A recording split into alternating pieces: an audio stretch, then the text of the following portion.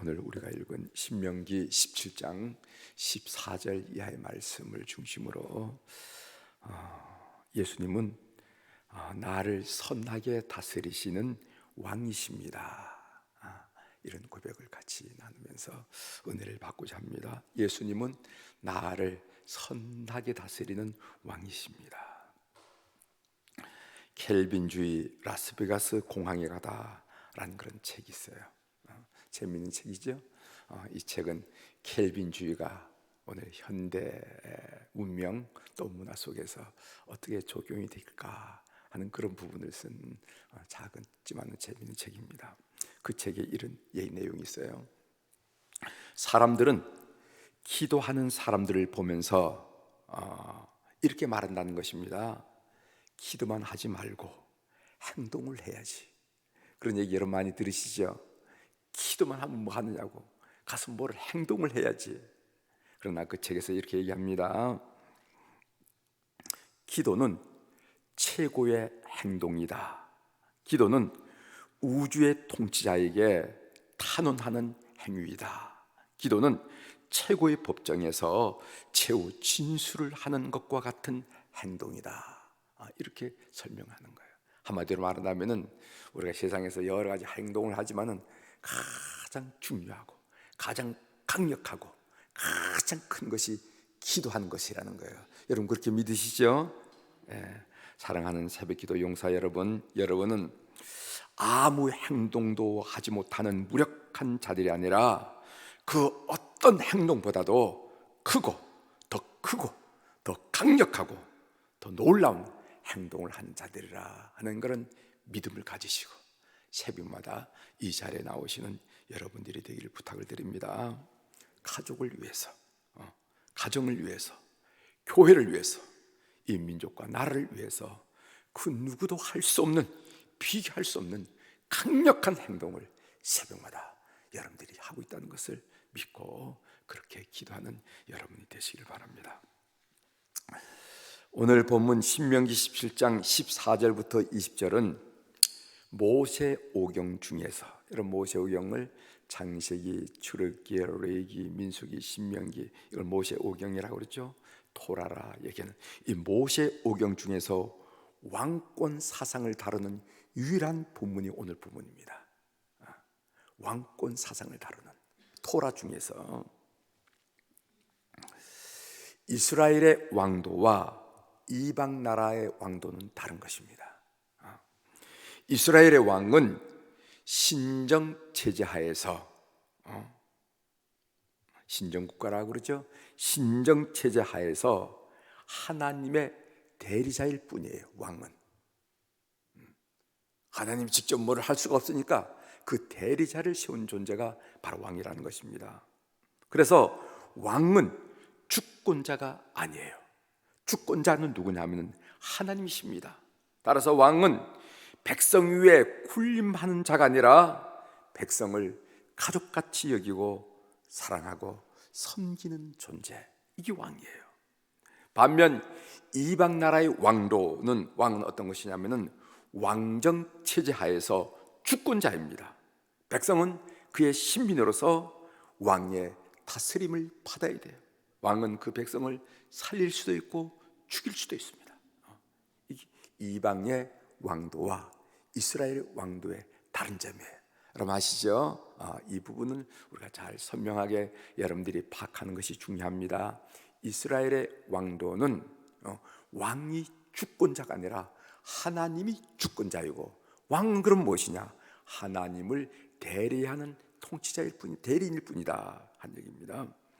하나님의 대리인으로서 왕은 어떤 자세를 취해야 되는가? 오늘 성경이 말하고 있는데 네 가지죠. 첫 번째로는 병마를 많이 두지 말아라, 이렇게 병사와 말을 많이 두지 말아라. 그 16절에 있습니다. 그는 병마를 많이 두지 말 것이요, 이런 말씀이 있습니다. 병마를 많이 둔다는 말은 무슨 말인가 하면은 고대 사회에서 군사력을 강화하고 확장한다는 말이에요. 병마라는 거. 군사력을 강화하면은 어떤 현상이 일어나는가 하면은 하나님보다 군사력을 의지하는 마음이 일어나게 됐습니다. 이스라엘의 왕은 전쟁은 하나님께 속한 것임을 믿어야 했습니다. 여러분, 오늘 우리가 생각하면 말도 안 되는 얘기를 하고 있는 거죠. 전쟁이 하나님께 속했다니, 전쟁이 미사일에 관계되고 핵에 관계되고 군사력에 관계되는 거지 하나님께 속했다니. 그러나 이스라엘 왕은 전쟁은 하나님께 속한 것을 분명히 믿어야 돼. 그래서 눈에 보이는 군사력을 믿는 것이 아니라 눈에 보이지 않는 하나님을 신뢰하는 것, 군사력을 의지할 것인가 하나님을 신뢰할 것인가, 이 영적 싸움에서 이기는 존재가 바로 왕이어야 된다는 거예요. 이스라엘 왕은 이런 영적 전쟁에서 이기게 됐어요. 그래서 군사력에 현혹되거나 군사력을 의지하지 않고 하나님을 의지하면서 백성에 다스리는 그런 존재가 왕이어야 된다 하는 이야기를 지금 하고 있는 거예요. 두 번째로는 아내를 많이 두지 말아야 했습니다. 17절에 보면은 그에게 아내를 많이 두어 그의 마음이 미혹되게 하지 말 것이며 이렇게 말했어요. 이 말이 무슨 말인가 하면은 고대 사회에서는요, 왕들의 결혼은 정략적일 수가 많았어. 그래서 이웃 나라의 공주를 아내로 맞이하는 그런 경우가 많았다는 것입니다. 근데 그 여인들이 몸만 오는 것이 아니라 무엇을 가지고 오냐면 자기들이 이제껏 섬겼던 우상을 꼭 가지고 왔어요. 그래서 이세벨을 맞았을 때 뭐가 맞았습니까? 바알 신상을 가져온 것처럼 꼭 자기들이 믿었던 우상을 가져요. 그래서 왕의 마음을 미혹하여 우상을 인정하고 섬기도록 했다는 거죠. 이것 때문에 아내를 많이 두지 말라 하는 그런 규정도 만들었습니다. 세 번째로는 과도한 부를 축적하지 말라고 그랬습니다. 17절 하반절에 보면 자기를 위하여 은금을 많이 쌓지 말 것이니라 이렇게 말했어요. 과도한 부는 하나님을 멀리하게 만듭니다. 늘 드리는 말씀이죠. 등 따뜻하고 배부른데 하나님을 찾기가 쉽지 않아요. 내가 등 따뜻하고 배부른데 왜 추운 교회가 그 마룻바닥에 가서 꿇어 엎드리냐 말이지. 그래서 등 따뜻하고 배부르면은 하나님과 멀어집니다. 지금 우리나라도 마찬가지 아니에요. 옛날에 50년대, 60년대, 70년대 전쟁 후에 어려울 때는 그렇게 하나님을 많이 찾았습니다. 간절하게 하나님을 찾았어요. 그렇게 기도해서 우리 어머니들이 우리를 키워냈고 그렇게 기도해서 이 나라를 발전시킨 거예요. 그런데 지금은 등 따뜻하고 배부르니까 하나님 멀리 하잖아요. 하나님 없어도 산다고 얘기하잖아요. 그래서 과도한 부를 갖지 말라고 얘기하는 것입니다. 네 번째로는요, 평생에 하나님 말씀을 가까이 하라고 말하고 있습니다. 우리 19절 한번 읽어볼까요? 평생에 시작. 평생에 자기 옆에 두고 읽어 그의 하나님 여호와 경외하기를 배우며 이 율법의 모든 말과 이 규례를 지켜 행할 것이라. 왕은 하나님을 대신하는 대리 통치자로서, 대리인으로서 왕은 자기 뜻과 교육을 실현하는 존재가 아니라 하나님의 뜻과 손과 교육을 실현하는 존재였습니다. 따라서 왕은 하나님의 말씀을 가까이 두고 날마다 부지런히 읽고 묵상해야 된다 하는 말씀을 하는 겁니다. 이렇게 함으로써 왕은 하나님을 두려워할 줄 아고 하나님을 두려워하는 것을 배우고, 그리고 하나님의 대리인으로서 하나님의 뜻을 밝히 알고, 그리고 하나님의 말씀대로 순종하는 삶을 살아나가야 된다. 이게 하나님의 대리인으로서 왕이 해야 될 일이다 하는 것을 성경이 가르쳐주고 있습니다. 왕이 이렇게 하면 어떻게 되는가? 20절의 결론으로 말하죠. 20절 같이 읽겠습니다. 그리하면 시작.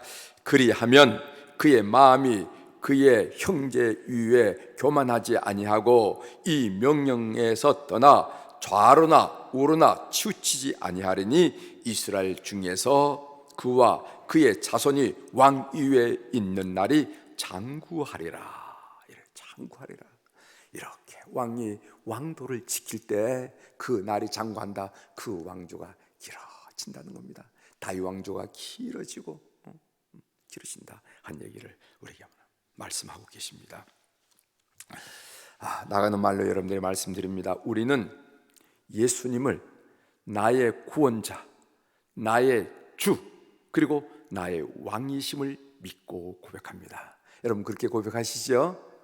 예수님은 어떤 분인가? 예수님은 나의 구원자, 그래서 우리는 구주, 이렇게 나의 구원자, 나의 주, 나의 주, 나의 주인, 그리고 나의 왕이심을 믿고 고백합니다.